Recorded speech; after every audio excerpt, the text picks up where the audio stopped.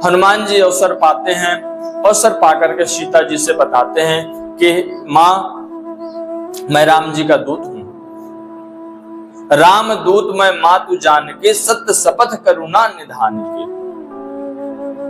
कि मैं राम जी का दूत हूं मां। करुणा निधान क्यों कहा? क्योंकि माता सीता जी राम जी को करुणा निधान बोलती हैं। तो इस शब्द से श्री जी को अपनापन लगे और वो जान जाए कि हाँ, ये वास्तव में राम जी का दूत है। इसलिए कहा कि सत्य शपथ करुणा निधान की। इसके बाद में वार्तालाप हुआ, हाल बताया, राम जी कैसे हैं। इसके बाद हनुमान जी कहते हैं कि मां, मुझे भूख लगी है। तो कहते हैं ठीक है, बढ़िया सुंदर फलों की बगिया लगी हुई वाटिका है, तो आप चले जाइए। क्योंकि जानती हैं, श्री जी जानती हैं कि राम जी के दूत हैं, ये हर प्रकार से निपुण हैं। हनुमान जी जाते हैं बिना विलंब के, क्योंकि अब तो कार्य हो गया ना।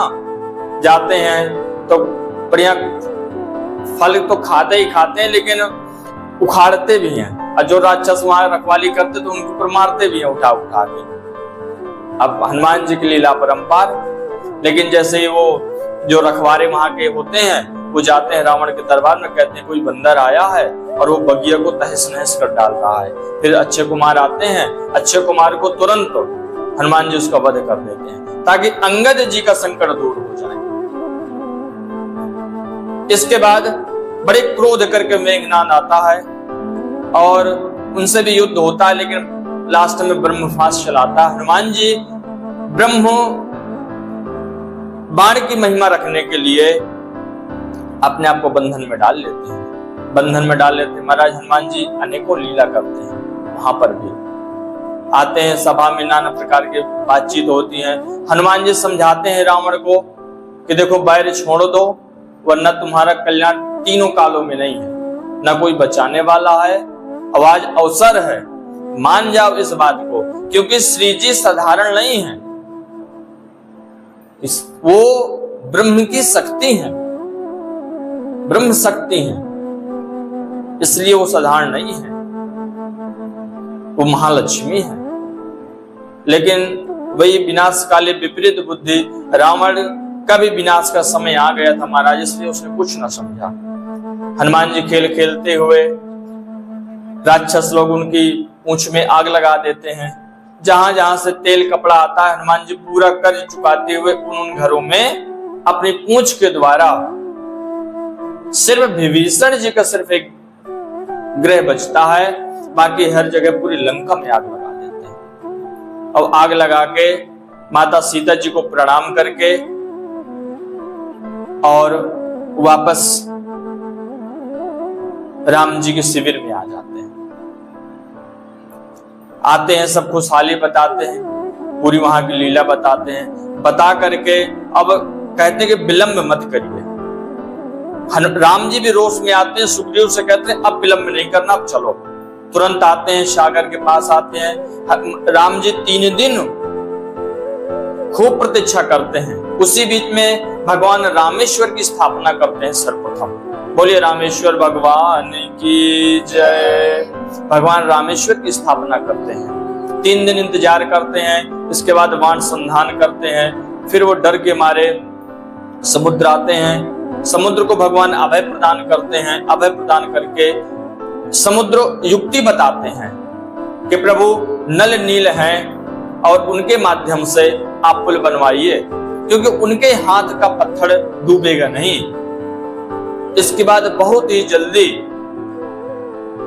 पुल बनके तैयार हो जाता है। महाराज 100 योजन का पुल बनके तैयार हो जाता है। सेना उस पार जाती है वानरों की।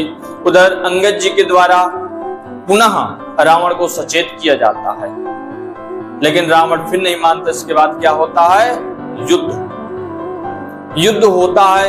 युद्ध होते होते धीरे धीरे सब राक्षस मारे जाते हैं। एक से एक शूरवीर सेनापति जो होते हैं रावण के शिविर में, सब मारे जाते हैं। मेघनाद ने मारा जाता है। उसके पहले कुछ भगवान फिर लीला करते हैं। लक्ष्मण जी की शक्ति लगती है, ठाकुर जी अपने आप को भी बंधवा लेते हैं।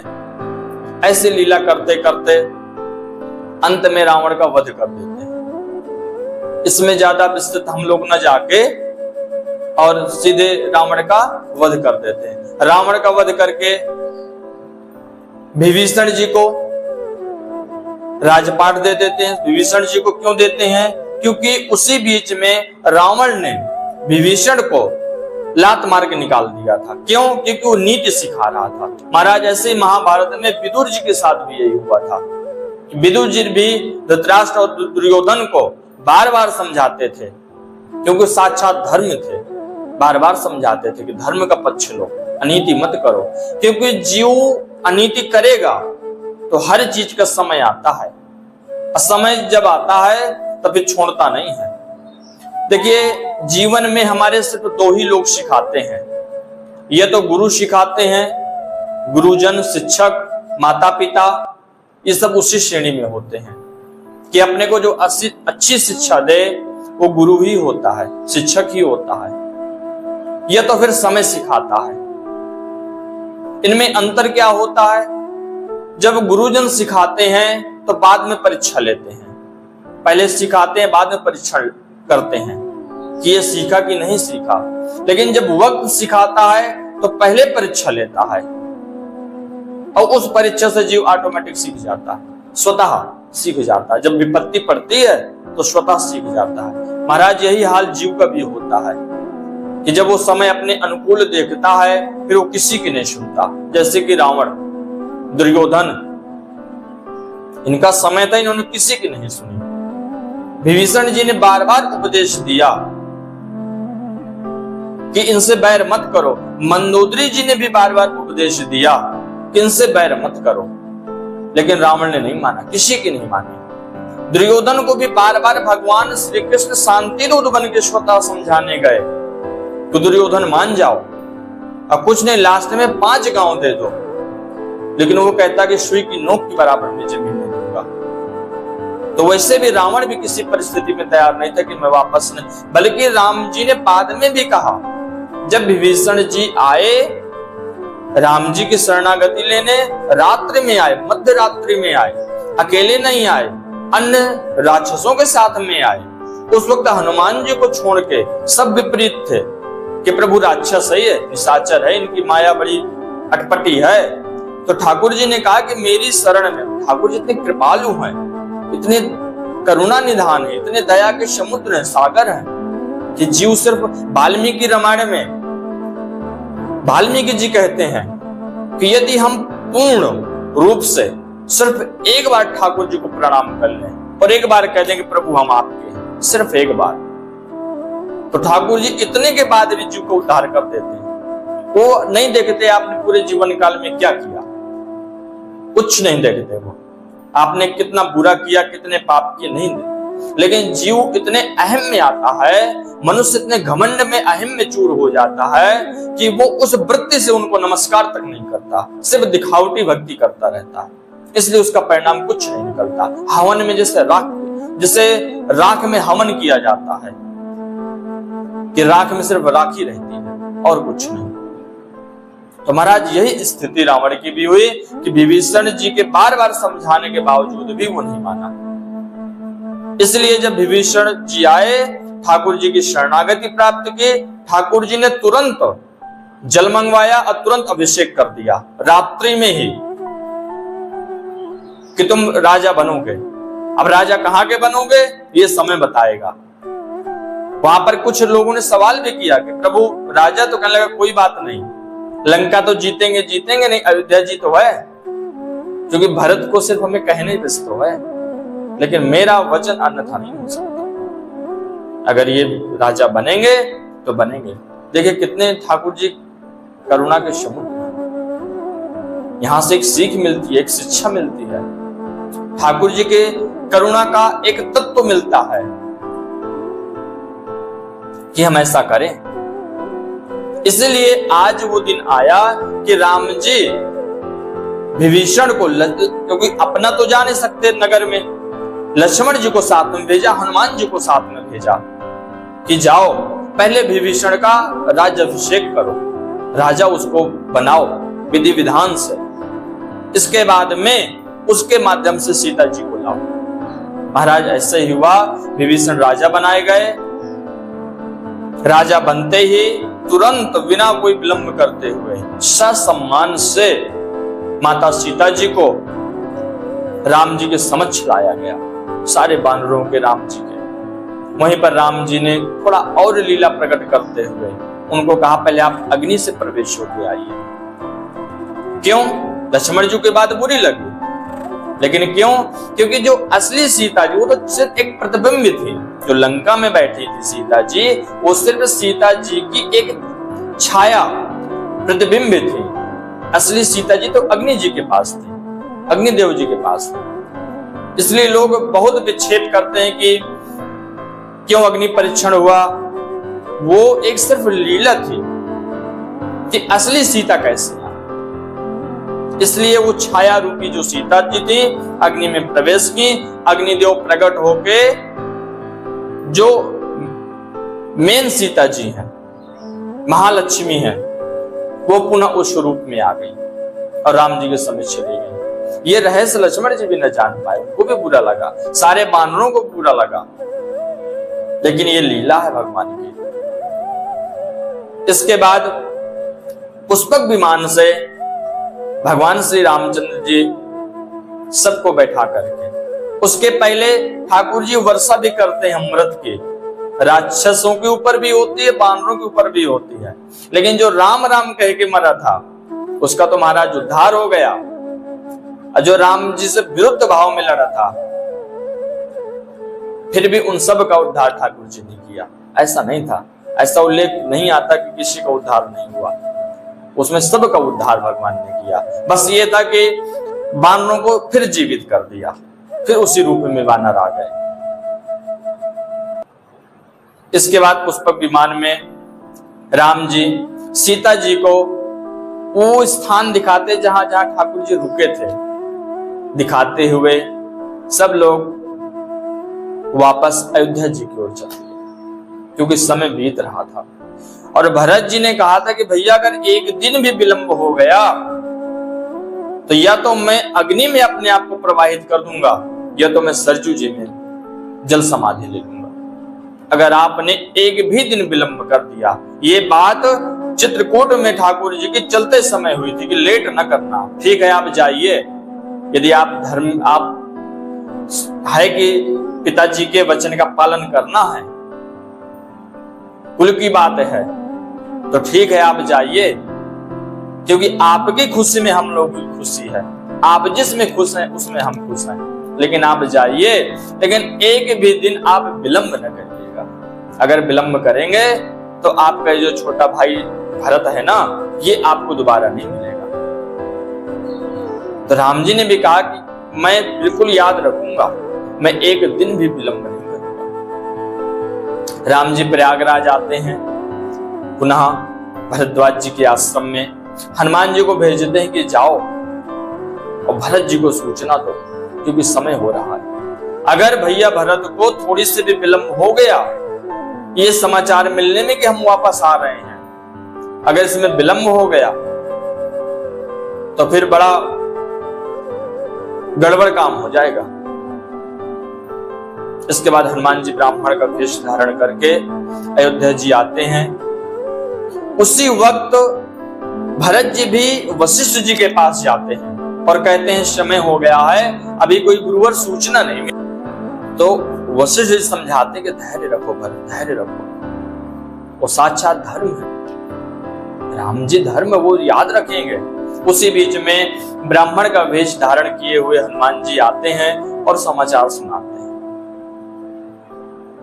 कि राम जी प्रयागराज आ चुके हैं, सब लोग सकुशल, और अयोध्या जी प्रवेश करने वाले हैं। ये बात महाराज भरत जी ने सुनी कि भैया वापस आ रहे हैं। वो बड़े विह्वल होके तत्क्षण हनुमान जी को अंक से भर लिया और कहते हैं आप कौन है, अपना असली परिचय दीजिए। तब हनुमान जी अपने रूप में आते हैं। देखो हनुमान जी का बहुत ही सुंदर लीला है। राम जी के कथा में हनुमान जी की बहुत सुंदर लीलाएं हैं, क्योंकि हनुमान जी का काम पता क्या है, जोड़ना, सब लोगों को मिलाना। जो जिससे बिछड़ा हुआ है उसको मिलाना, ये कार्य हनुमान जी का है। राम जी को भरत से मिलाना, लखनलाल जी को पुनः शक्ति लगी संजीवनी लाना, पुनः जीवित करवाना, नाग फांस में बंधे दोनों भाइयों को नारद जी गरुड़ जी के माध्यम से फिर पुनः उस स्थिति में लाना, और सबसे बड़ा सीता जी। इसलिए सीता जी ने तुरंत, उन्होंने पता है लंका में ही जैसे ये खबर सुनाई थी तो सीता जी ने तुरंत कहा था अजर अमर कि तुरंत वरदान दिया था, सुत हो। अब पुत्र के समान मानते उन्होंने तुरंत यह वरदान दिया था कि आप अमर हो जाओ और ऐसे ही राम जी की कृपा आप पे बनी रहे। ये सुनकर हनुमान जी बड़े गदगद हो गए थे। तो वही आज भरत भैया को भी इस समाचार के माध्यम से उनके मन का जो संताप था वो हनुमान जी ने दूर किया। इसीलिए कहे जाते हैं संकट मोचन, कि हनुमान जी का एक नाम है संकट मोचन, कि नाना प्रकार के संकटों को दूर करते हैं, बस प्रसन्न हो जाए। तो फिर उनके लिए कोई भी ऐसी स्थिति नहीं है जो वो न कर सके, कोई भी उनके सामने ऐसा नहीं है कि कोई से बड़ा संकट जो दूर न कर सके। इसके बाद राम जी आते हैं, सारी अयोध्या पुनः जीवंत हो जाती है, पुनः जीवंत हो जाती है। ब्रज, नदी, सरोवर, अयोध्यावासी एक तरीके से मृत थे 14 वर्ष तक, जान नहीं थी, बस चल रहे थे। पशु पक्षी सब जीवंत हो गए। जैसे ही सुना और जैसे ही राम जी आए पुनः जीवंत हो गए। महाराज आए, सब लोग बारी बारी से मिले, माताएं मिली। थोड़ा माता कैकेयी जी संकोच कर रही थी, लेकिन सब लोग मिले। मिलने के बाद में गुरु जी के आदेश से राम जी की जो जटाएं थी बहुत बड़ी बड़ी हो गई थी। सरजू जी के पास में जाकर सब भाइयों, क्योंकि सब भाइयों की यही स्थिति थी, चाहे वो राम जी हो, लखनलाल जी हो, भरत जी हो, क्योंकि सब उस वक्त सब 14 वर्ष सभी ने तप किया। सब वो एक से बढ़कर एक थे। उस टाइम ऐसे प्रतिस्पर्धा चल रही थी सब में कि अगर भैया राम जी गए हैं वन में तो हम लोग भी बस वन तो नहीं है लेकिन वन ही में है। चाहे वो इन चारों भाइयों की पत्नियां हो, चाहे माताएं हो, चाहे मंत्री लोग हो, चाहे नगरवासी हो, पूरे अयोध्यावासी। इसके बाद पुनः साज सजाया जाता है, दरबार सजाया जाता है, पूरा नगर सजाया जाता है, पूरी अयोध्या नगरी सजाई जाती है। सारे देवता आते हैं, पुष्पों की वर्षा करते हैं, राम जी का अभिषेक होता है। क्योंकि अब ज्यादा विलंब नहीं लगा। पूछे कैसे? क्योंकि भैया भरत चित्रकूट सारा साजो सामान अभिषेक का करके गए थे, तो वो ज्यों का त्यों रखा हुआ था। तो इसलिए अब यहां पर कोई विलंब नहीं हुआ, बस तुरंत अभिषिक्त कर दिया गया। और राम जी के बाईं ओर माता सीता जी भी उस सिंहासन में विराजी और सारा नगर पुनः उज्जवल हो गया राम जी के आने से और उनका अभिषेक होने से। ठाकुर जी ने इस तरह से 13,000 वर्ष तक श्री अयोध्या जी में शासन किया, राम राज्य पूरी तरह। राम राज्य का तात्पर्य आज बड़ी चर्चा होती है महाराज, राम राज्य, लेकिन राम राज्य क्या था? 13,000 वर्ष में कोई भी रोगी नहीं हुआ, कभी अकाल नहीं पड़ा, हर चीज की समृद्धि थी, कोई भी हिंसा नहीं हुई और घर ऐसे खुला पड़े रहते थे। ना कभी कोई चोरी, ना कभी कोई लड़ाई झगड़ा। वो था महाराज राम राज्य कि 13,000 वर्ष तक कुछ नहीं हुआ। सबके दो दो पुत्र होते हैं। राम जी के लवकुश होते हैं।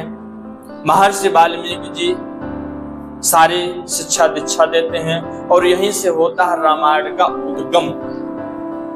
क्योंकि वाल्मीकि जी ने लवकुश इन दोनों को ही पहले रचा रामायण, इसके बाद में उनको सिखाया ब्रह्मा जी के आदेश से और श्री नारद जी के मार्गदर्शन से ये रामायण रची गई। और सर्वप्रथम इसको गाया लवकुश ने। भगवान राज्य करते हैं। ये श्री राम कथा वाल्मीकि जी ने दोनों भाई लवकुश को सुनाई। सुना करके नैमिषारण्य में जब भगवान ने अश्वमेध यज्ञ का आयोजन किया तो उस समय उन्होंने जाकर इसका गायन किया। किसके सामने? भगवान श्री रामचंद्र जी के सामने। और जाकर उन सब का मन मोह लिया। इस तरह से ये श्री राम कथा बड़ी ही पावन और मन को आनंद प्रदान करने वाली है। महाराज, इस कथा के सुनने से नाना प्रकार के जो ताप होते हैं उनसे हमें शांति मिलती है। बड़ी ही पावन कथा है भगवान श्री रामचंद्र जी का। भगवान ने अपनी लीला को समेटते हुए सरजू जी में प्रवेश कर अपने मूल रूप में आकर के जो उनका विशेष रूप है तो महापुरुषों का कहना है वो रामायण में ही आके प्रवेश कर गए। तो इसलिए ये श्री राम कथा बड़ी ही पावन है। इसी के साथ में यह भगवान श्री रामचंद्र जी का सुंदर चरित्र विश्राम होता है, खत्म नहीं महाराज होता। क्यों खत्म नहीं होता? कि यह अनंत है, अनंत है। तो इसलिए ये विश्राम ही होता है, इसलिए ये कथा विश्राम होती है। और तुलसीदास जी के भाव में तुलसीदास जी यही कहते हैं, मांगत तुलसीदास कर जोरे, बसहु राम सिय मानस मोरे। तो बस हम सब भी यही प्रार्थना करते हैं भगवान श्री रामचंद्र जी से कि हम लोगों की भक्ति ऐसी बढ़े कि विश्राम उनके चरणों पर ही हो। मानव जीवन का जो परम लक्ष्य है, परम लक्ष्य, परम धर्म है। धर्म तो है कि हम घर को चलाएं, पत्नी बाल बच्चों को देखें, लेकिन परम धर्म है कि हम ठाकुर जी का आश्रय लेते हुए, उनकी शरणागति करते हुए, उनके ही चरणों में ये मन को समर्पित करें। उसी से महाराज जीव का कल्याण है, वरना कोई दूसरा उपाय नहीं है। कि अब कल्याण किनका किनका हुआ? तो तुलसीदास जी कहते हैं कि पाई न केहि गति पतित पावन, राम भज सुन सठ मना, गणिका अजामिल व्यास गीध, गजा दिखल तारे घना। महाराज तुलसीदास जी कहते हैं, अपने मन को समझाते हैं कि पाई न केहि गति पतित पावन, राम भज सुन सठ मना। अपने सठ मन को समझाते हैं कि रे सठ मन, श्री राम जी का गुणगान गा, उनका कीर्तन कर, उनका नाम जाप कर, उनके भक्तों की सेवा कर। अब किनको किनको मिले?